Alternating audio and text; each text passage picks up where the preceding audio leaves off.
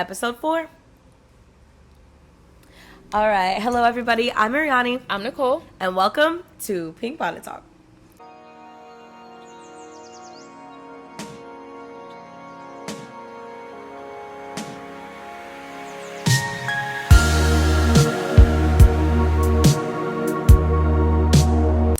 So, first of all, sorry we've been gone. Yeah, I'm sorry. I do apologize. You know, it's been a roller coaster of a couple of weeks since we last posted. You know that episode where we talked about, friends giving grace and stuff? Yeah. I appreciated that when I needed to do what I needed to do for a couple weeks, and same for you. So we apologize, and we are glad to be back, and let's get into this new set. Right. So today's topic, we're going to talk about moving in and moving on. The moving in aspect, I think we really wanted to get into all the things that happen when you upheaval your space. Right. Like the emotional part, like the emotional and physical part that it takes to like move from where you used to be to somewhere else. I think that especially when you're like either downsizing, actually I think the most when you're downsizing. Right. Because I realized that in my first move, I moved between two completely different spaces. Right. And at the time I was shifting from a relationship and a partnership that I was in and going off completely on my own. Right. And that was really, really interesting because I noticed not only were there things I had to let go of within that, but it made me realize how many things I have. Ooh. Listen, I was part of the moving crew. And I'm like a trinket. I'm a trinket collector. It makes sense I like because to have you're going items from a house to an apartment. Yeah. So yeah, of course you're gonna have to throw some things away, and like even things you probably didn't want to throw away. Now you're forced to throw them away. Are you a keeper? Are you a keeper of things of like memory? Like, do you keep little tickets, receipts, stuff like that? Yes. Like, really? I felt like I was exposing myself when I would tell people like I would keep like, so for my job I'm used to keeping receipts for my expense reports. Now I'm like, I want to scrapbook this. This was that day we went to that movie and we had, I always like keep the little movie tickets and I keep them in my wallet. Just keep them all in my wallet. Do you feel like there will ever be a point where, because I feel like especially once you like move out and you really get so number one, when you move out, but also when you move out on your own, especially because you have to have your own of everything. We were talking about when you have a roommate, if you're moving in from being out on your own, both of you end up having double of everything, and it's like a decision of like, what do I keep, what do I let go of? Even if like y'all bought your stuff individually because you like those stuff individually, now you have to come and share a space and choose my stuff or her stuff is gonna stay. I feel like that's how it was living with a partner for the first time. I feel like that was one of those things that I was like, I don't know if this gonna like work for you because I like to keep my items. I'm a collector of things. Right, she said, I need a big closet. I need a big room to put all my stuff in there. No, I feel it. Yeah, I don't know. I just get like, but it is really, really nice to then though when you're purging, even though it's like an emotional expense, purging also feels like such a release of being able to like, okay, I really did not need to continue trying to wear this shirt. Right. Like she's been worn out, honey. I was just talking to I'm not gonna say who it was, but I was just talking to somebody who was telling me that they wear these shorts that are ripped up the leg. They were like, it looked like Jessica Rabbit's dress. That's great. But I keep them because they're so comfortable. But they're not jeans no more. And I feel like at the end of the day, I hear that. All them clothes from 2015, gone. Really? Do you do it on a cyclical basis? Like, how often are you cleaning out your closet?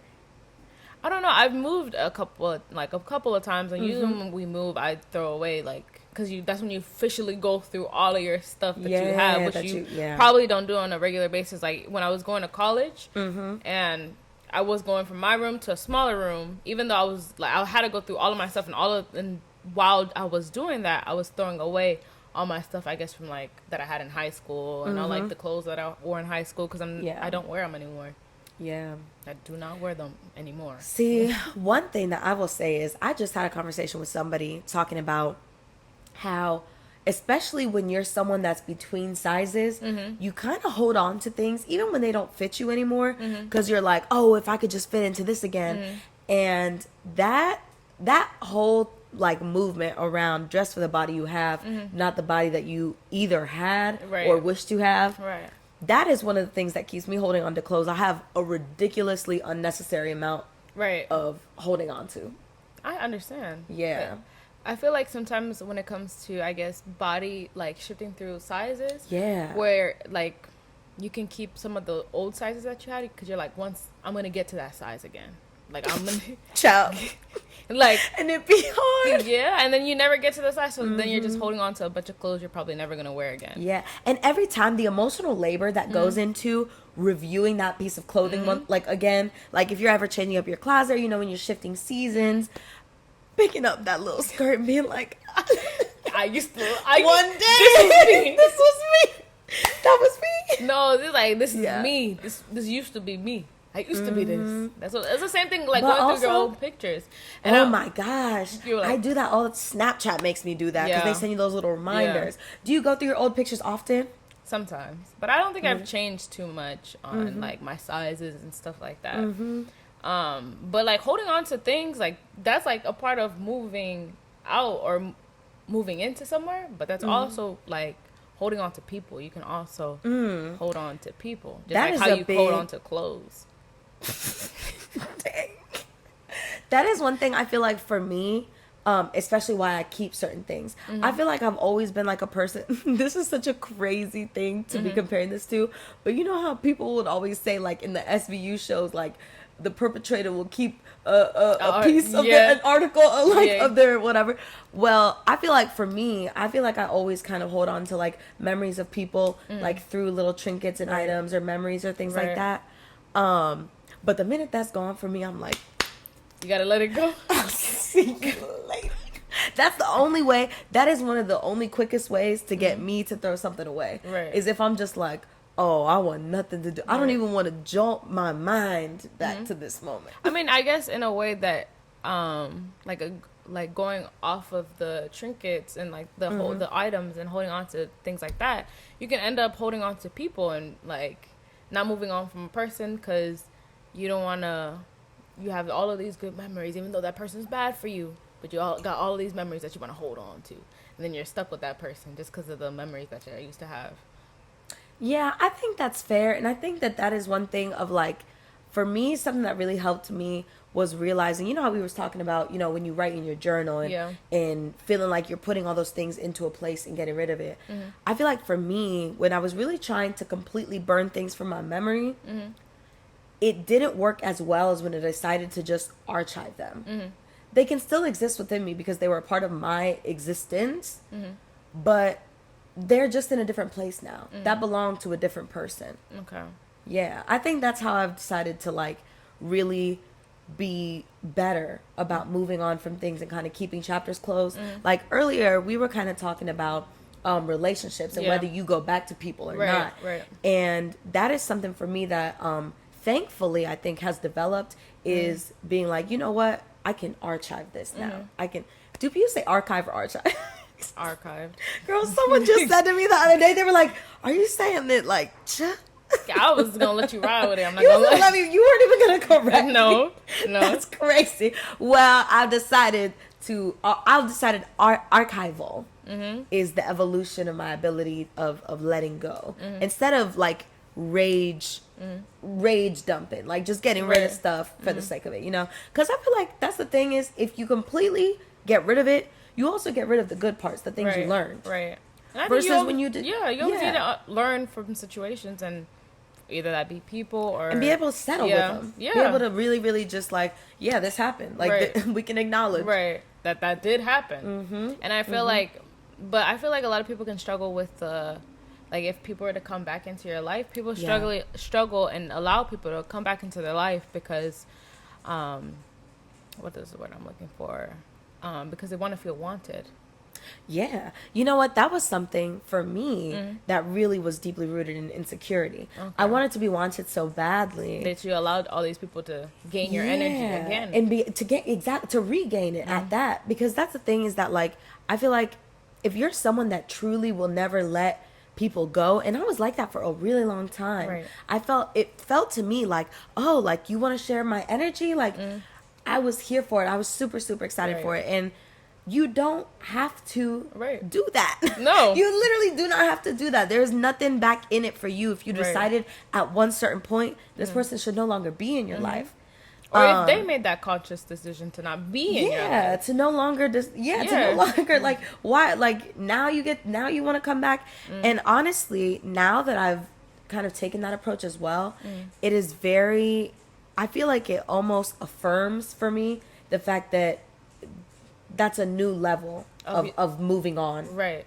Growth. Of growth is like really being able to like just like compartmentalize things. Right. I would say I guess I still struggle with allowing people to come back into my life. Like I think I'm very open and like allow people to come back into my life. And I don't think there's anything wrong with second chances. You know what I mean? Right. Like, that's why I always want to give them the benefit of the doubt, because I honestly, not all the time. Let's change that way. Yeah. Sometimes I do know that people don't do things out of like malicious intent. They just did it because honestly, people, I feel like out of emotion, or I think at the end of the day, people care about themselves more than somebody else, and I think that's people are always going to look for their best interest, and if another person is their best interest, go for it. Like I understand, but I think I sometimes struggle with the person coming back, even though if they chose somebody else and then they want to come back into my life, and then it's a feeling of like you chose somebody else, but then you.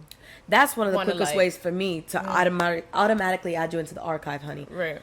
Because for me, if you have decided the juice was worth the squeeze in another space, don't come back here for this juice now. But don't come back here for this juice. That's where the issue of like, do you allow that person to get a second chance? Honestly, or would they have to build a trust? I think if it comes down to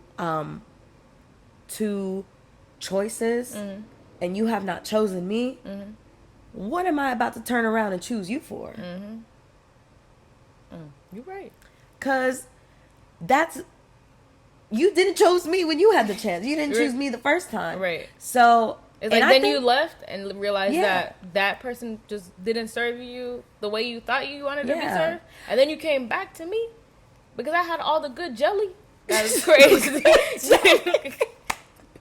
The good jelly is crazy. But honestly, like, and that's something I think I would have answered that question completely differently a couple years ago. I think that would have been such a different conversation with a younger version of me. And I wish that something I was better at is journaling, so that there are random, okay, y'all, this is like a really bad habit of mine, is I will buy a journal, get super excited, decide I'm finna get into journaling again. I'll do like page. The most I've gotten in the journal is like a solid 16 pages in. That's a lot though. Which is kind of a lot. Yeah. But I'll do a couple of journal entries and then I'll completely stop. Then I'll get another journal, do the same thing. And so I have all these like stacks of journals that are like a couple days filled in, and they are a couple years apart. And when we were moving in, I was taking a look at one of these journals, and it was like a letter to myself, to my future self. Right. And it was a couple of traumatizing things in there.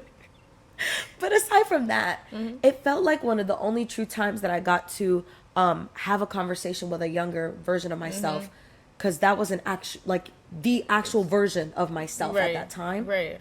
And all of this to say, I really, really am hoping to get into journaling more, to have more conversations with future me. That's great. No. You know what I mean? Like, that's such a... There's no way to encapsulate that.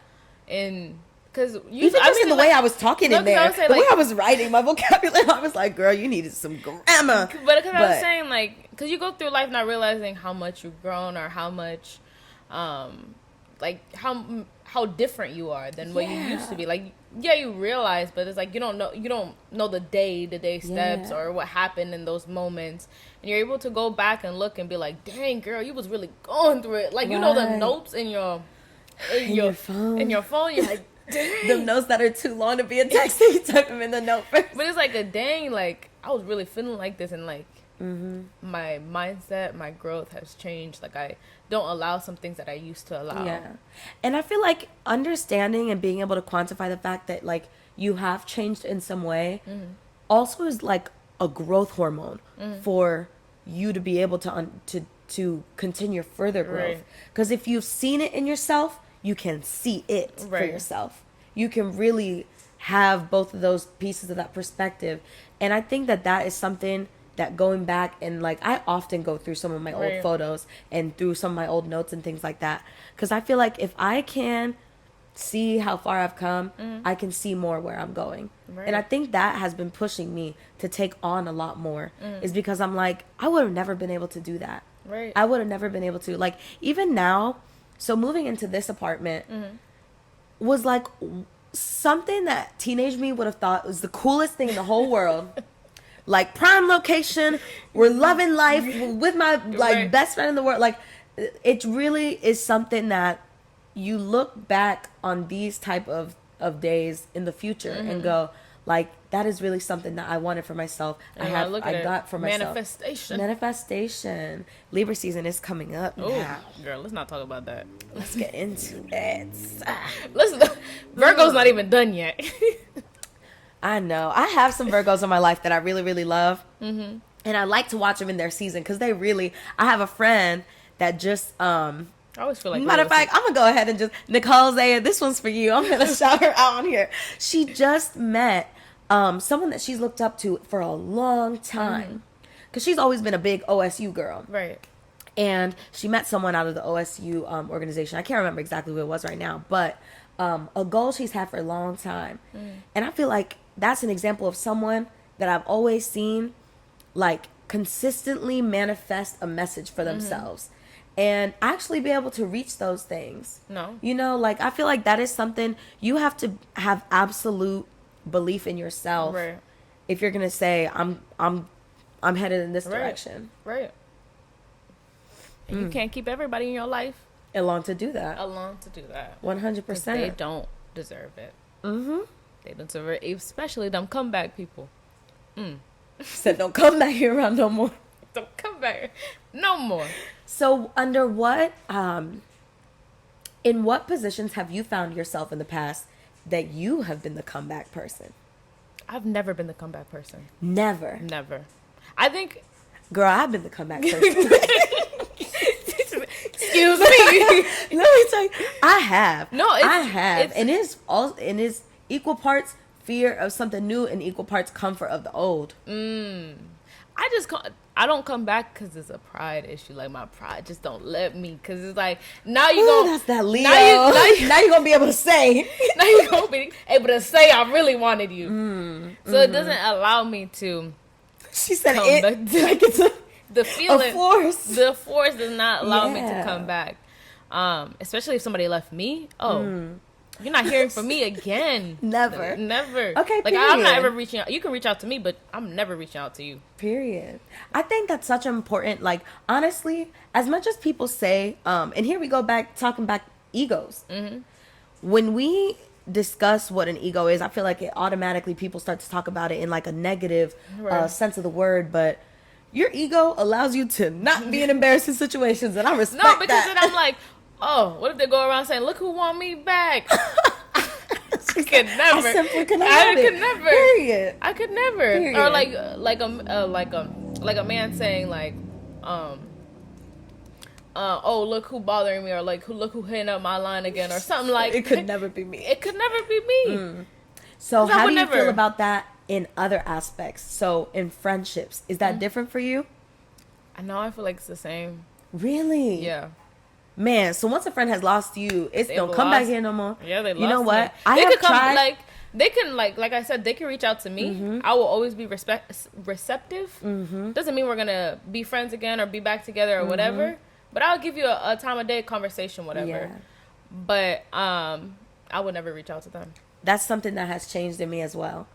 I feel like earlier on in my life, I've always been a person that's like, I hear you out. We were homegirls at one point. I'll hear you out. Right. But as I've gotten older and I've seen a couple more friendships that this has happened in, I feel like one thing that happens in those type of friendships is, who were you discussing with in that in-between time?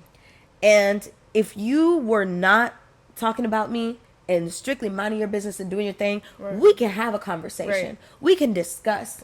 But if while we were separated, you decided to go upon yourself and start yabbing or start putting out like misconstruction of the situation, misconstrue the situation, I can't get down like that no more. But I feel like I could never say if somebody misconstrued the situation or not. I don't know if they're out here talking about it. I don't know what the thought in their mind is. So that's what I always say. Like, I'll give somebody the opportunity to have a conversation. Yeah. But I would never reach out to somebody,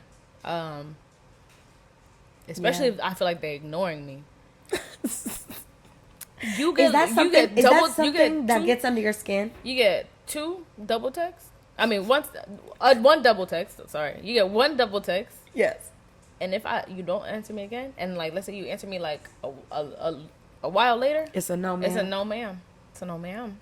I know that's it's right. It's a no, ma'am. But you said you come back to people before. I have come back, even back into friendships that I was already kind of on the fence about. But for me, I think a lot of that really came from, again, that insecurity aspect of being like, you know, this person wants me in their life. Like, no, but like you're reaching back out to the person. Yeah, even me reaching back out to people and getting a response. I feel like for me, it was just, I really wanted comfort at a point in my life. Okay. And that's something that I know that we have talked about, you know, kind of letting that go. It took a lot for me to finally decide that that was not where it was at. Right. But I understand, especially in friendships, just that warmth that comes from, I've known this person for so much time. But I feel like as you get older, for me at least, that has diminished. There's so many more cool people in this world. I mean, you 2 years older than me, so you know I'm not there yet. I'm almost 23. You always do this. I'm not there yet. You know, I'm slowly getting there, but I'm gonna get there. I mean, that's what I feel like. That's like the whole like purpose for us even having these conversations, though. Is I always think it's so interesting, just based on like I feel like we're very particular people. Right. And it's always yeah. And it's always interesting to me to hear kind of your perspective on things, because I feel like there are certain ways that you be a little bit more strict and on the straight and narrow, and certain ways that I kind of waver. Waver. Okay, period. I can accept that. I can accept that. For me, honestly though, like people have always had like. But I feel like you're developing hard nose now. Finally. Gracias a Dios. Finally, because I was a yes girl. Yeah. I have always been a yes girl. The people have my heartstrings. People have my heartstrings. I've always been a person that's so ready to like go. Yeah, and go. And just roll. And like, I had to learn I can't be everybody's roll dog. You cannot. You can't. You can't, because once people get used to you being the yes to everything person, they continue to use you. And they continue to expect you to be the yes to everything person. And even when it's complete BS and it's nothing that you should be dealing with, I feel like people end up knowing that they can count on you to step in and fix situations. Or so I was going to say, like, that can go along with, like, friendships and relationships. And, like, that's why sometimes in relationships, people might string you along because they like your energy, but they don't want to be, like, serious with you. Right. You know what, for me, being in business taught me to be a better no person in my personal life. Okay. Because what I started to see things as was, what is this doing for me? Period. In terms of, is this going to be a good investment and usage of my time? Is this, even if it's not fiscal, what is this engagement going to do for you? For me? Yeah. And if it's strictly poor, and not poor, gotta get out. Gotta go. Por favor. I got to go. I can't. You can't. And so, seeing it that way in the business sense, I went into my personal life being like, no, I don't want you. I'm not here for it. Yeah, I'm just not here for any of them. I feel like you've been practicing that in the mirror. No, don't you ever come back. Yeah, and saying no, I think, is seen as such a like negative. No is a very positive word. It is. No is a positive word. I just did like a LinkedIn post. Don't get me started on LinkedIn. I just did a LinkedIn post that was talking about how no is the key to getting to your destination sometimes. Because if you just are a yes to everything person, everything all the time, it's going to be really great for a while, but it leads to burnout. It automatically leads to burnout because you have no filtering. Right. You're not making the distinguishment between what is it that genuinely is necessary of my focus in this. What can I do in this situation that is going to propel me forward, whether it be in terms of joy, in terms of life, in terms of relationships, in terms of money, whatever. You have to see yourself on an equal business stature of everything that you do. If this is not going to give back to me, what am I going to give into it? And you can do things selflessly without expecting things, but let it fulfill you emotionally then. You're right. Let it be something that makes you happy, excited, whatever. Right. And that could even if it's giving, make sure that it's also giving to you, but it's giving joy. Right. And that could go for anything, like relationship, friendships, business ships. Business relationships. I love it. Business ships. I love it. That's what made me think, oh, I lost the line. That just made me think of, someone used the term multipreneur the other day when we were talking about like what it is that I consider my title now. Right. And they were talking about that being like the state of our generation, really. Right. And I know that was something that we talked about. Didn't you see a little Snapchat thing a couple years ago that said like this was going to be the generation of entrepreneurs or whatever? I think it was what I saw was a BuzzFeed video, and they're going through the generations, and I think I was like 14 or 15 at the time, and I saw it, and it was like, our generation is the generation of entrepreneurship, and I was like, what do you mean? And now here we are. Because we're broke. And now here, because we're broke, we need to find homes. We need to, man. Let's not get into that, because I can get into that for all day. We can do that at a later time. Well, cheers to the age of multipreneurship. Right. We're getting part 2 to come. Speaking on why this generation needs entrepreneurship to propel itself forward economically. Oh, that's a word. You can like and subscribe. I'll put the app down at the bottom of the screen. Thank you guys so much for joining us. If this is your first episode, please come back. If you've been here before, we'll see you again. It was a great time spending it with y'all. Boop. Boop. All right.